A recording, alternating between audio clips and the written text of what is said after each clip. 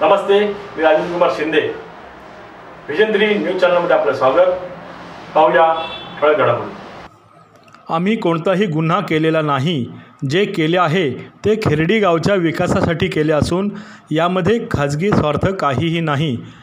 गावचा विकास करत असताना जर माझ्यावर गुन्हा दाखल होत असेल तर त्याला कायदेशीर पद्धतीनेच उत्तर देईन, असे स्पष्टीकरण चिपळूण तालुका राष्ट्रवादी काँग्रेसचे अध्यक्ष जयेंद्र खताते यांनी पत्रकार परिषदेत केले. नमस्कार.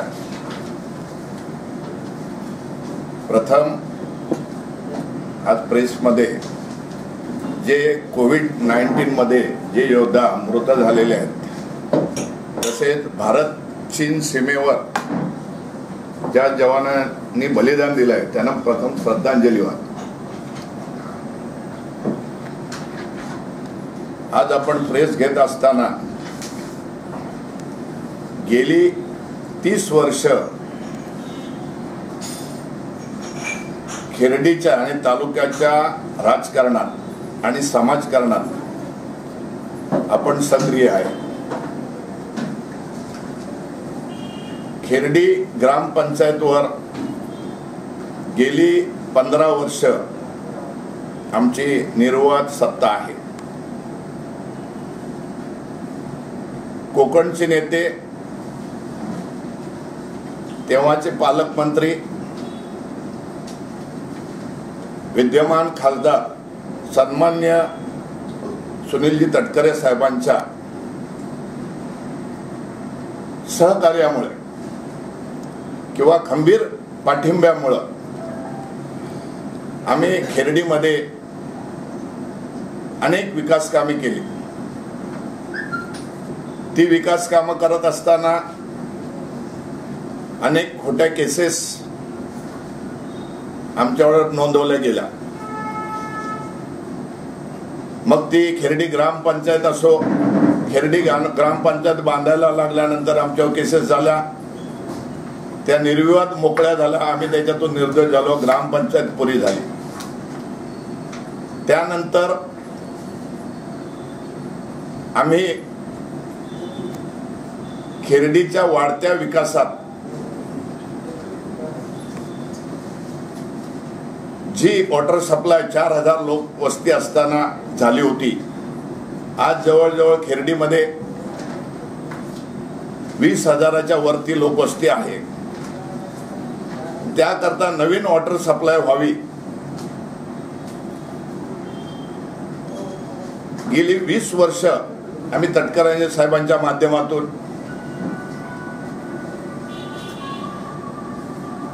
कैलासवासी बाळासाहेब माटे यांच्या सहकार्यातून, तत्कालीन मंत्री उदयजी सामंत यांच्या सहकार्यातून, माजी आमदार रमेशभाई कदम यांच्या पाठिंब्यातून, विद्यमान आमदार शेखरजी निकम यांच्या माध्यमातून अनेक विकास कामे केली. ते करत असताना छोट्या मोठ्या खोट्या केसेस झाल्या, पण खेरडीच्या विकासासाठी वॉटर सप्लाय होत असताना आता परत एकदा खोट्या केसेसचा सिलसिला चालू झालाय. पण विकास, खेरडीचा विकास होत असताना आमच्यावर कितीही खोट्या केसेस झाल्या तरी त्याला सामोरं जाण्याची तयारी आमची आहे. आताच जी परवा पेपरला 2 दिवसापूर्वी तुमच्या आलेला आहे की माझ्यावर तत्कालीन सरपंच जयश्री खतात्यांवर आणि संबंधित अधिकाऱ्यांवर एक केस झालेली आहे. त्या केसमध्ये निव्वळ खोटी, धांदात खोटी केस ही आमच्यावर झालेली.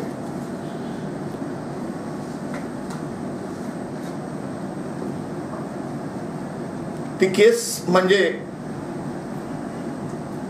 आता त्याला नाव आहे अप्पाजी दाभोळकर यांच्या नावाने ती केस झालेली आहे आणि वगैरे काही लोक आहेत त्याच्यामध्ये सहभागी. त्यांनी त्यामध्ये म्हटलेलं आहे की आमच्या जागेत उत्खनन केलेलं आहे, आमच्या जागेमधून मोठमोठे दगड नेलेले आहेत, आमच्या जागेतून मोठ्या प्रमाणात माती काढून ती नेलेली आहे. तर जर उत्खनन झालंय, दगड घेऊन गेलेलं आहे, खोदकाम झालेलं आहे, जर असं झालं असलं तर पहिलं म्हणजे त्यांचे महसूल मार्फत त्यांचे पंचनामे होणे गरजेचं आहे. परंतु तसा कोणताही पंचनामा न होता दाभोळकरांनी जो तक्रार अर्ज पोलीस स्टेशनला दाखल केला आणि त्या तक्रार अर्जावर आमच्यावर केस नोंदवण्यात आली.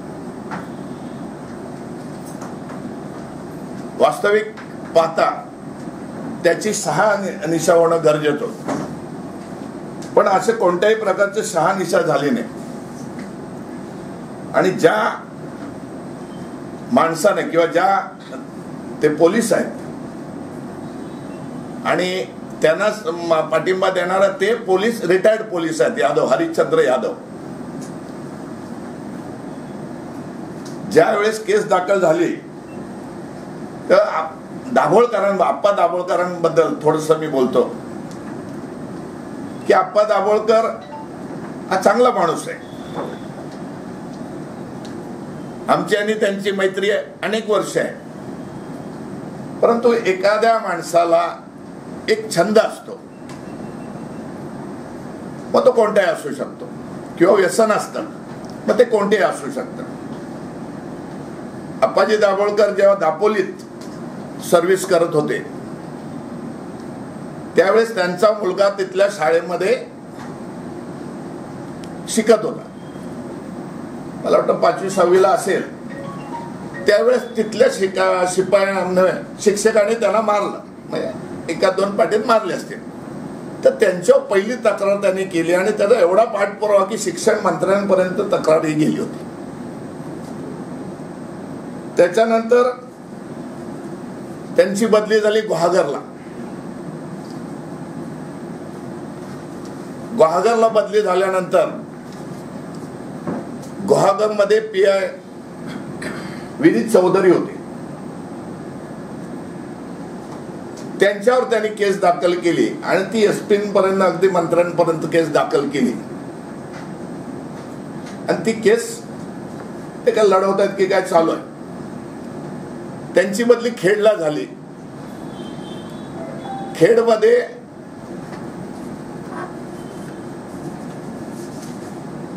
सुकवली म्हणून गाव आहे. त्या सुकवली गावात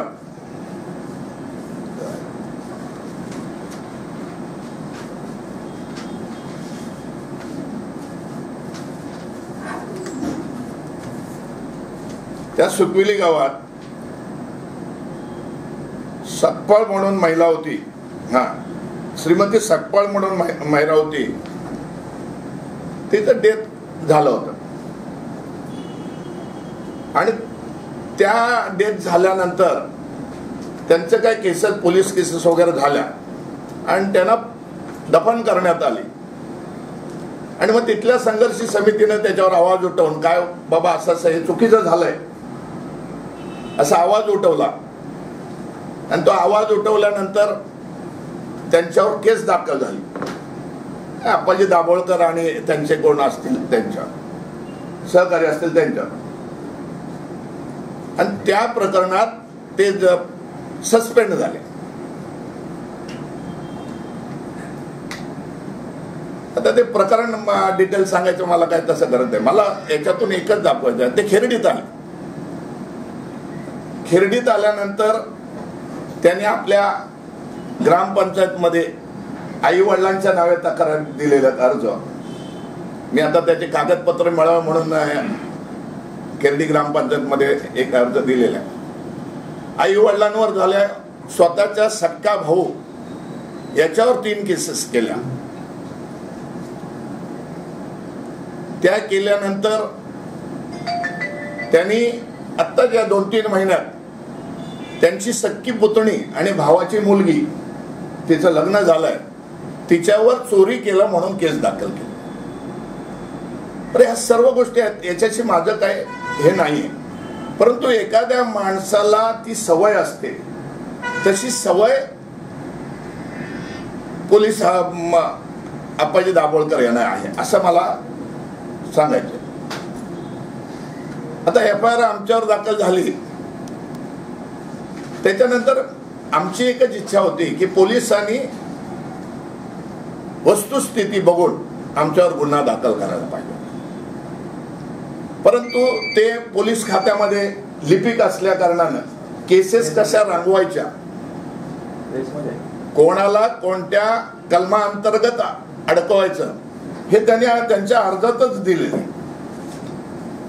काय त्यांच्या अर्जातच त्यांनी नमूद केलेलं आहे की कलम या अंतर्गत असे 5-6 कलम टाकून एक अर्ज तयार केला आणि याच्यावर कारवाई व्हावी. आणि तेच कलम आमच्या खिरडी पोलीस स्टेशनला कोण प्रमुख असतात त्यांनी त्या केसमध्ये घातलेले.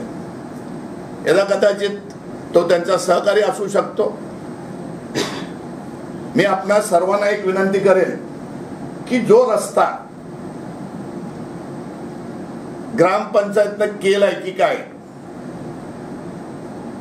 ज्या रस्त्याचं उत्खनन झालं की नाही ते प्रत्यक्ष पाहण्यासाठी आपण आलात तर फार बरं. ही निव्वळ खोटी केस आहे.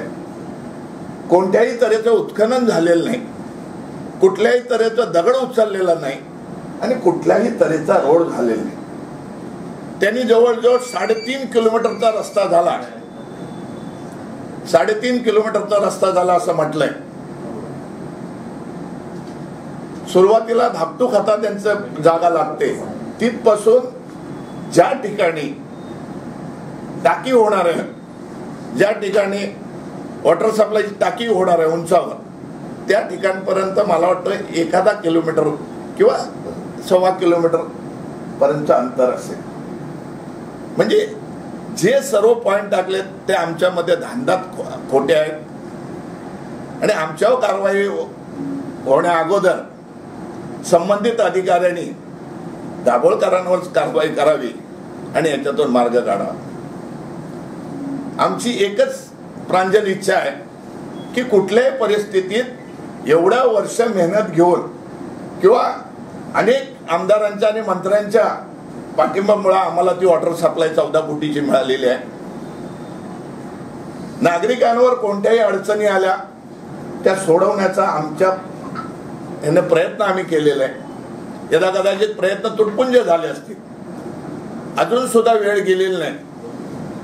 ज्याप्रमाणे एखाद्या प्लॉट मधून दुसऱ्या प्लॉट मध्ये एखादा घर बांधतो आणि त्या टाईप कच्चा रोड जातो, तर तसा कच्च्या रोडला सुद्धा त्यांनी मान्यता द्यावी आणि खिरडीच्या विकासात सहभागी व्हावं अशी आमची इच्छा आहे. आता याच्या पुढे तुम्हाला तुम्ही आता बोललात ना, बोला. कोणत्या अधिकाऱ्याने तुमच्या विरुद्ध गुन्हा दाखल केला, त्याचं नाव काय? त्याचं नाव मला पण आता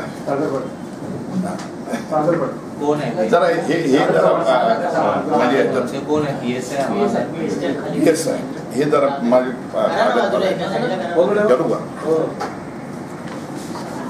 सागर चव्हाण ना. हा, तुम्ही असं म्हणताय की कुठलीही खातर जमा न करता त्यांनी तुमच्यावर गुन्हा दाखल केला. सेक्शन 4 आणि 420 ना, 420. 420. मग तुम्ही त्याच्यानंतर काय केलंय का? त्याच्यानंतर तुम्ही काय कायदेशीर केलं? आम्ही काही केलेलं नाही अजून. आम्ही कायदेशीर काही केलेलं काय नाही. करणार आहात तुम्ही? आता कसं आहे लक्षात घ्या, नाही म्हणताना आरोप झालेत, केस दाखल झाले म्हणजे पहिला जामीन मिळवायला पाहिजे. ते आहे प्रोसिजर. पण हे प्रकरण साधारणतः तक्रार झाल्यापासून साधारणतः कितीचा कालावधी गेला? एक लक्षात घ्या, 2016ला ही प्रोसिजर चालू झाली. हा लक्षात. पहिलं पत्र 2016चं आहे आणि तिथून अनेक समित्या स्थापन झालेल्या आहेत. प्रत्येक समितीनं आपापलं काम केलेलं आहे आणि आपापले काम करत असताना त्या समितीचे अधिकार, मुद्दा राहिला मी पाणी कमिटी चेअरमन आहे. योगायोगानं त्या काळामध्ये माझी मिसेस सरपंच होती.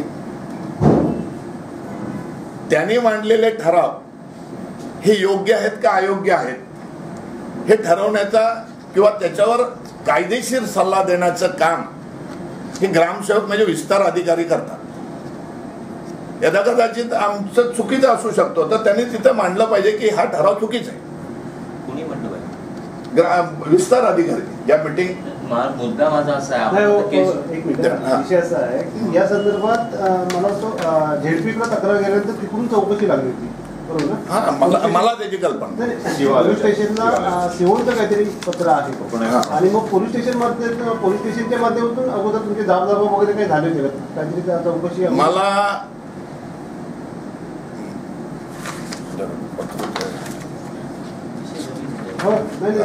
वरून गेले, वरून चौकशी लागली, पोलिसांनी अगोदर चौकशी केली आणि नंतर ते गुन्हे दाखल.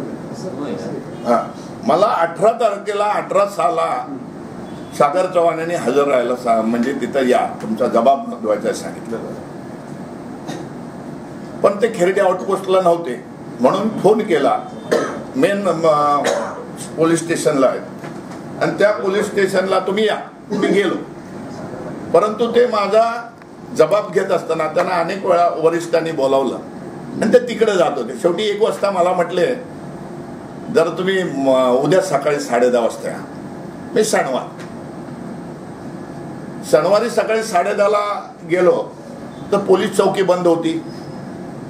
मग ती बंद होती म्हणून मी त्यांना फोन लावला, त्यांनी फोन उचलला नाही. मी फोन लावला, भोसले म्हणून सिनियर पोलीस तिथे आहेत. भोसलेने सांगितलं आपल्या इथं राईट झालेली आहे आणि त्याच्यामुळे त्या कामात साहेब व्यस्त आहेत, तर ते आम्ही मोकळं झालं तुम्हाला फोन करू.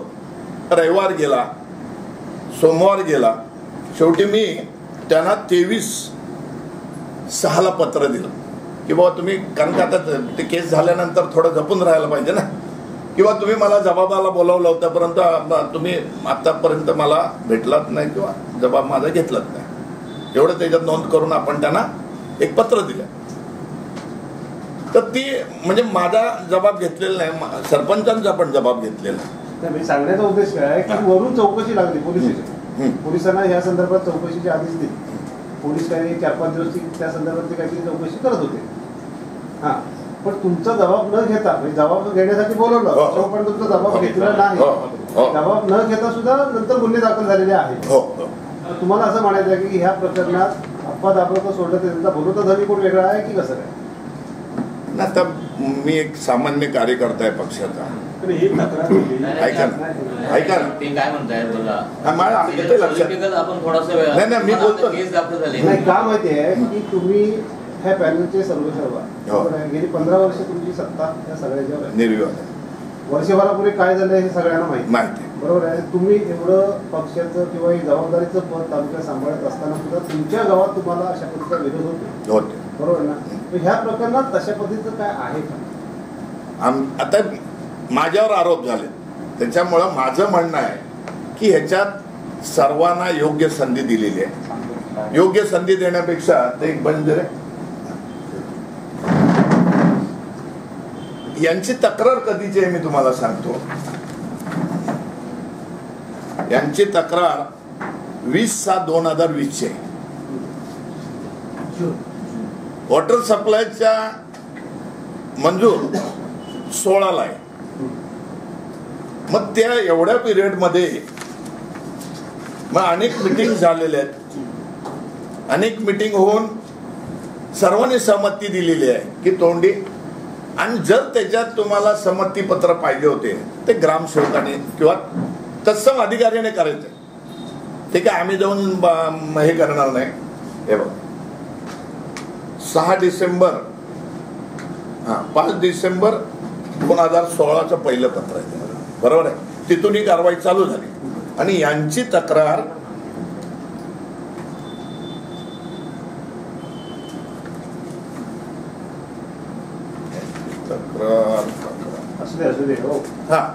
यांची तक्रार साधारणतः ही समिती वगैरे स्थापन झाले ना 19च्या दरम्यान चालू झाले सर.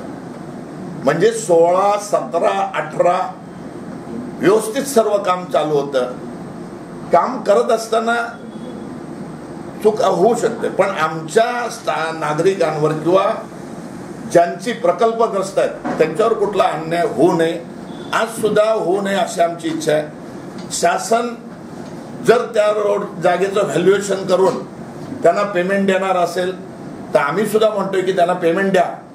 एवढे प्रकल्पग्रस्त आहेत त्यांना पेमेंट द्या. पण आम्ही ग्रामपंचायत म्हणून असे ठराव घेतलेले आहेत की ज्याच्या जागेतून रोड जाईल त्याला नळ फ्री, म्हणजे त्यांना पाणीपट्टी भरायची नाही. ज्याच्याकडून आम्ही विकत जरी जमीन घेतली असेल परंतु त्या घरातला एक माणूस तरी प्रकल्पग्रस्त म्हणून ग्रामपंचायतनं सामावून घ्यावं असं सुद्धा आम्ही पत्र त्या म्हणजे जमीन मालकाला दिलेलं आहे. म्हणजे नागरिकांच्या किंवा शेतकऱ्यांच्या अपोज जाणं हे आमचं काम नाही. आम्ही त्यांच्या सहकार्यावर सर्व करतो. आम्ही कोणताही गुन्हा केलेला नाही. जे केलेलं आहे तो खेर्डीची वॉटर सप्लाय पूर्ण होण्यासाठी, गावच्या विकासासाठी जे केलेलं आहे ते केलेलं. माझं खाजगी ह्याच्यामध्ये कोणताही काम नाहीये. शेवटचं आणि हे करत असताना जर माझ्यावर गुन्हा झाला असेल तर त्याला कायदेशीरच आम्ही योग्य उत्तर देऊ. बातम्यांचा ओघ असंच चालू राहील. पाहत राहा विजन 3 न्यूज. धन्यवाद.